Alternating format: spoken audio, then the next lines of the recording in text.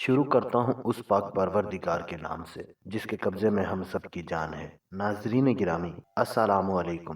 دعا سے شراب کا سرکہ بن جانا۔ حضرت خشمہ رحمت اللہ علیہ کہتے ہیں، حضرت خالد بن ولید رضی اللہ تعالی عنہ کے پاس ایک آدمی آیا۔ اس کے پاس شراب کی ایک مشک تھی۔ حضرت خالد رضی اللہ تعالی عنہ نے دعا کی، اے اللہ اسے شہد بنا دے۔ چنانچہ وہ شراب اسی وقت شہد بن گئی۔ دوسری روایت میں یہ ہے کہ حضرت خالد رضی اللہ تعالی عنہ کے پاس سے ایک آدمی گزرا جس کے پاس شراب کی ایک مشک تھی۔ حضرت خالد رضی اللہ تعالی عنہ نے پوچھا، یہ کیا ہے؟ اس آدمی نے کہا، سرکہ ہے۔ حضرت خالد رضی اللہ تعالی عنہ نے کہا، اللہ اسے سرکہ ہی بنا دے۔ لوگوں نے اسے دیکھا تو وہ واقعی سرکہ ہی تھا، حالانکہ اس سے پہلے وہ شراب تھی۔ ایک روایت میں یہ ہے کہ حضرت خالد رضی اللہ تعالی عنہ کے پاس سے ایک آدمی گزرا جس کے پاس شراب کی مشک تھی۔ حضرت خالد رضی اللہ تعالی عنہ نے اس سے پوچھا، یہ کیا ہے؟ اس نے کہا، شہد ہے۔ حضرت خالد رضی اللہ تعالی عنہ نے دعا کی، اے اللہ اسے سرکہ بنا دے۔